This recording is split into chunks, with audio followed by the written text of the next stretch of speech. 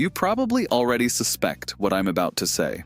You felt it in the showroom. You felt it sitting in traffic next to a Goldwing rider who passed your bike like you were standing still. You felt it when your dealer quietly steered you away from the 2026 Milwaukee 8 117 Airbox conversation. And now Consumer Reports, the same publication that exposes auto manufacturers, appliance makers, and financial scams every single month, has data that Harley dealers absolutely do not want to surface. 6 motorcycles currently sold in the United States score higher than every Harley-Davidson on the showroom floor in 2026. Not one Harley. Not the Street Glide, not the Road Glide, not the Ultra Limited, none of them. And the bike that sits at the top of that list is not the one Harley loyalists expect. It's not American, it's not Japanese, and it's been quietly outscoring the Milwaukee 8 platform for years, while the dealer network pretended it didn't exist. By the end of this video, you'll know exactly which 6 bikes made the cut, why each one outranked Harley on the metrics that actually matter, and the single number on the number 1 pick that should end the conversation for anyone shopping a $30,000 touring bike in 2026. Let me set the ground rules before we go any further, because the Consumer Reports framework is what separates this list from every other ranking on YouTube. Consumer Reports doesn't take press bikes. They don't accept brand sponsorships. They don't run ad pages for manufacturers. Their motorcycle methodology pulls from a reliability survey of more than 12,000 owners covering 4 years of ownership, layered with owner-reported defects, satisfaction scores, and long-term ownership cost. That last metric is the one that matters most, and it's the one Harley dealers never want you to calculate. Because when you stack maintenance frequency, recall exposure, depreciation, and insurance cost against MSRP, the picture changes fast. This isn't mechanic talk dressed up as journalism. This is journalism dressed down to mechanic talk. And the rules are simple. If a bike outscores every Harley on the combined Consumer Reports criteria, it makes the list. No press bike loyalty. No softening for the sake of the dealer network. So when you see a bike on this list, understand, it earned its position with data, not marketing. So, before we get to the 6, we need to talk about what Harley actually did to itself in 2026. Because none of this happens in a vacuum. The Milwaukee 8 117 platform is currently sitting under an active recall, covering roughly 88,039 units in the United States. An airbox defect that can cause loss of engine power without warning. That's not a minor service bulletin. That's a federal recall touching the flagship engine in nearly every CVO touring model, and a significant share of 2024 and 2025 Road Glide and Street Glide bikes still on the road. Layer on top of that, the Sportster S triple clamp recall. The ongoing depreciation pattern showing touring models losing 40 to 45% of their value in the first 5 years, according to Kelley Blue Book transaction data, and the fact that a base Street Glide now stickers at $26,999 before dealer fees that frequently push the out-the-door price past $30,000. Harley isn't competing against itself anymore. It's competing against 6 bikes that score better in nearly every metric Consumer Reports tracks. And the first one on this list is the bike your local Harley dealer hopes you never sit on. Because the price tag alone makes the entire Sportster lineup look indefensible. The riders who figured this out aren't talking about it on Harley forums. They're not posting about it. They're just quietly riding past you on a bike that cost them half as much. Honda Rebel 1100 DCT. This is where most riders stop reading the spec sheet and start reaching for their wallet. The Honda Rebel 1100 DCT stickers at $10,399 for the 2026 model. Destination charge included. That puts you out the door under $11,500 at most Honda dealers. Compare that to a Sportster S at $17,599 and tell me honestly what you're paying the extra $7,000 for. What you're getting on the Rebel is a 1,084cc liquid-cooled parallel twin lifted directly from the Africa Twin Adventure platform. The same engine that's been logging 100,000-mile reliability runs in the adventure touring community for nearly a decade. It produces 88 horsepower at 7,250 RPM and 72 pound-feet of torque at 4,750 RPM. Not Harley numbers, but not Harley maintenance bills either. Consumer Reports has consistently placed Honda's parallel twin platforms in the top tier of every motorcycle reliability category since the modern methodology was published. What does that mean for you, the rider who's currently making a $378 monthly payment on a Sportster? It means a comparable bike with a 6-speed automatic dual-clutch transmission, modern cruise control, ride-by-wire throttle, and a Honda warranty network with parts in stock at every dealer in the country is sitting on the floor for almost $7,000 less. What happens when your 3-year Harley warranty expires and the rider next to you at the gas station is still on his original clutch at 60,000 miles? What happens when the resale value of your Sportster drops below your loan balance somewhere around month 36? The Rebel doesn't try to look like a Harley. That's the point. And it's also the reason the next bike on this list exists. Because somewhere in Spirit Lake, Iowa, somebody at the only other American cruiser brand looked at the Sportster lineup, looked at what Harley charges for it, and decided to build the bike Harley refused to build at a price Harley refused to match: Indian Scout. Subtle move, but a brutal one. The Indian Scout runs a 1250cc liquid-cooled V-twin, producing 105 horsepower at 7,250 RPM and 82 pounds-feet of torque at 6,300 RPM. American-made, built in Spirit Lake. Starting MSRP under $13,499 for the base trim, that's almost $5,000 less than a comparably positioned Sportster S and roughly $8,000 less than the Lowrider S. And here's the part that makes Harley loyalists uncomfortable. The Scout platform doesn't share any of the recall exposure currently dragging down the Milwaukee 8 touring lineup. Polaris took a different engineering path. Overhead cams, liquid cooling, 4 valves per cylinder. Modern. The kind of architecture that doesn't need an airbox redesign at the 88,039 mark. Would you trade your Sportster for an Indian if it meant $5,000 back in your pocket? A stronger reliability survey track record, and a brand that hasn't been on the wrong side of an active federal recall this calendar year? That's not a hypothetical anymore. That's the conversation happening in the parking lot of every dealership that sells both brands. And here's the data point Harley doesn't want printed anywhere. Polaris's Indian division has been gaining U.S. cruiser market share every year since the 2022 relaunch of the new generation Scout. They didn't take it from Honda, they didn't take it from Kawasaki, they took it from Harley. But the Scout isn't even where this gets interesting, because the next bike on the list produces more rear-wheel torque than any Harley currently in production. And it's not American, and it's not Japanese. Triumph Rocket 3 Storm GT. This is the bike Harley engineers privately discuss in tones they reserve for nothing else. The Triumph Rocket 3 Storm GT runs a 2,458cc inline triple. Yes, you read that displacement correctly, producing 180 horsepower at 7,000 RPM and a staggering 166 pound-feet of torque at 4,000 RPM. That torque figure isn't just higher than the Milwaukee 8 117, it's higher than any production motorcycle in history. MSRP for the 2026 model sits at $27,145.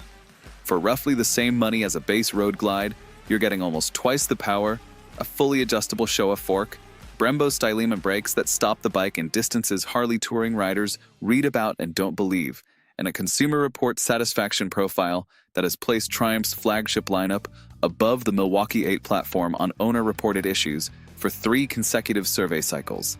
Now ask yourself something honest. Have you ever stood next to a Rocket 3 at a bike night? Have you watched what happens when one rolls in? The conversation stops. Even Harley guys turn their heads. Because the bike isn't pretending. The bike just is. And here's the question that's going to nag at every street glide rider watching this. If a British triple makes nearly 50% more torque than your 117, holds its value better, according to Kelley Blue Book 5-year retention data, and has fewer documented warranty claims per 1,000 units, what exactly are you defending when you defend the brand? Triumph's recall exposure on the current Rocket 3 platform is so limited it doesn't register on the NHTSA dashboard in any meaningful way. That alone should tell you everything. But it's still not the Rocket 3 that ranks highest. There are 3 bikes ahead of it, and the next one is the bike that turns this from a Harley story into something much bigger. Indian Chieftain PowerPlus Darkhorse 112. This is the bike the Harley dealer network watches the closest, and for good reason. The Indian Chieftain PowerPlus Darkhorse 112 runs a 1,834cc liquid-cooled V-twin, producing 126 horsepower and 133 pounds-feet of torque at just 3,600 RPM. MSRP for the 2026 model sits at $34,499. Now compare that line for line with the closest direct competitor in the Harley lineup, the Street Glide at $26,999 base, before any of the markups the floor manager is going to walk you through, with the Milwaukee 8 117 producing roughly 105 horsepower and 125 pounds of torque. The Indian makes more power. The Indian makes more torque. The Indian has the active liquid cooling that the 117 should have had 3 model years ago. The Indian carries no active airbox-related recall on its current platform, and the Indian, according to every owner satisfaction metric Consumer Reports tracks for the American V-twin touring segment, has been outscoring Harley's flagship touring lineup since the PowerPlus platform launched. So what does Harley actually have left as a defense? Brand? Sound? Sure, those are real. But are they $8,000 real when you're staring at a 2026 CVO Street Glide that's going to be worth $22,000 on trade-in by 2029? The Consumer Reports framework doesn't care about brand loyalty. It cares about whether the engine in the bike you bought is still running at 50,000 miles without a dealer visit you didn't budget for. What happens when the rider next to you at the rest stop on I-40 mentions that he financed his Chieftain at 6.9%, while your Street Glide is sitting at 9.2% APR because Harley Financial Services tightened underwriting again this quarter? You don't have to like that conversation. You just have to know it's happening. And the next bike on the list is the one that turns this list from a Harley problem into an American problem, because it's been outselling the ultra-limited on long-distance touring routes for over a decade, and Harley still pretends it doesn't matter. Honda Goldwing Tour DCT. We need to be honest about this one. The Honda Goldwing Tour DCT is the bike every ultra-limited rider thinks about at exactly the wrong moment, usually around hour 6 of a 1,000-mile weekend, somewhere on I-70 between St. Louis and Denver, when the twin-cam muscle memory in his hand starts arguing with what his back is telling him. The Goldwing runs a 1,833cc liquid-cooled flat 6, producing 125 horsepower at 5,500 RPM and 125 pound-feet of torque at 4,500 RPM. MSRP for the 2026 Goldwing Tour DCT sits at $30,500. That's roughly the same price as a comparably equipped Harley Road Glide, and the Honda comes with a 7-speed automatic dual-clutch transmission, electronic suspension preload, Apple CarPlay, Android Auto, a full electronic suite, and one of the longest-running reliability track records in motorcycling history. Consumer Reports' multi-year survey of Honda's flagship touring platform places it at the absolute top of the satisfaction and reliability rankings. Not near the top, at the top. Owner-reported issues per 1,000 units, the lowest in the touring segment. 5-year depreciation, roughly 25 to 30% on average, compared to 40% to 45% on Harley Touring. Recall exposure on the current GL 1800 platform, statistically negligible. So why doesn't every Harley rider switch? Because the brand isn't selling motorcycles, it's selling identity, and the Goldwing doesn't fit the identity. Fine, but the question isn't whether the Goldwing fits the identity. The question is whether the identity costs $10,000 more over 5 years than it should. That's the math no Harley dealer wants you to do at the kitchen table on a Sunday night.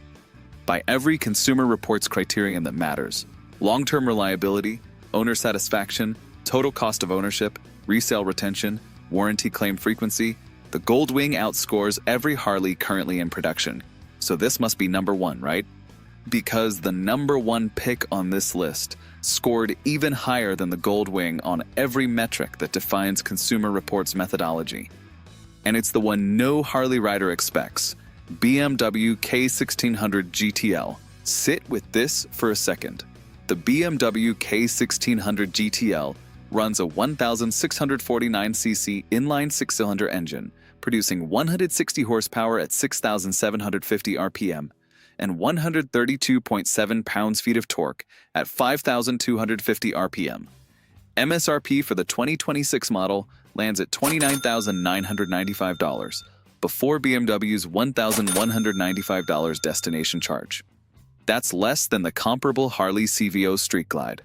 Read that sentence again. The German six-cylinder luxury tourer with full electronic suspension, adaptive headlight, 10.25-inch TFT display, audio system, keyless ride, hill start control, reversing aid, and a six-cylinder engine that doesn't share an architecture with anything else on the road costs less than the Harley sitting on the showroom floor next to it. 0 to 62 miles per hour in 3.6 seconds. Curb weight 789 pounds. A platform that's been on the market in mature, refined form since 2010 with the kind of incremental engineering that Consumer Reports specifically rewards. Fewer surprises, fewer redesigns, fewer recalls per production cycle. Owner satisfaction on the K1600 platform consistently scores in the top tier across every long-form touring survey in the US market. 5-year depreciation on the GTL sits closer to 30% than to Harley's 45%.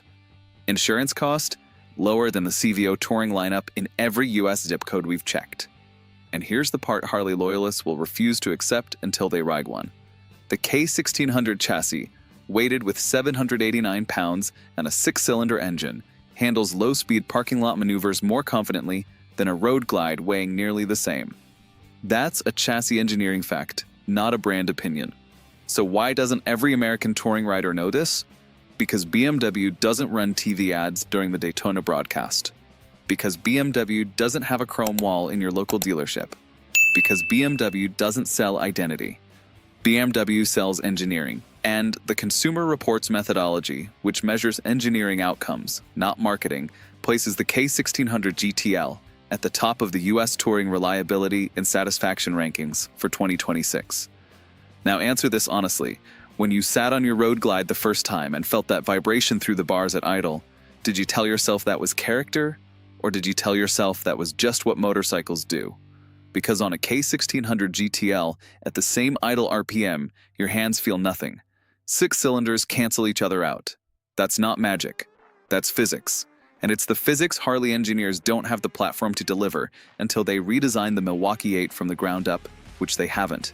And based on every quarterly investor call from 2025 forward, they won't. The K1600 GTL isn't a Harley alternative. It's a Harley competitor on every measurable axis, and it just won. So what does it mean that 6 motorcycles built by Honda, Indian, Triumph, and BMW currently outscore every Harley on the most independent, most rigorous, most ad-free reliability and satisfaction framework in American consumer journalism? It means the Milwaukee 8 platform is aging out.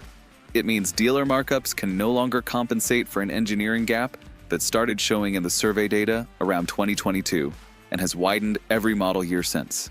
It means depreciation curves are catching up to retail pricing in a way that hurts the customer at the trade-in counter, not the dealer at the new bike desk.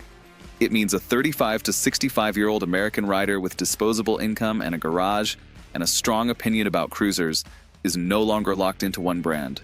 The data has opened a door. Consumer Reports just walked through it. And by the time the 2027 model year rolls out, with the new emissions cycle, with the next round of NHTSA recall reviews, with the next batch of owner satisfaction data, this gap is going to widen further, not narrow. Harley has one more product cycle to fix this, maybe. But here's what I want to leave you with. And it's the question you should be asking your dealer the next time he tells you the Milwaukee 8 117 is the most reliable V-twin Harley has ever built. Ask him to pull up the NHTSA recall database in front of you. Ask him to walk you through the 88,039 unit airbox campaign. Ask him to explain why a 2026 Indian Chieftain carries no comparable open recall, why a Goldwing Tour hasn't had a major engine recall in the current generation, and why a K1600 GTL from Germany costs less than the CVO sitting 2 bikes down the row. And when he gives you the answer, leave it in the comments, because that answer is the next video.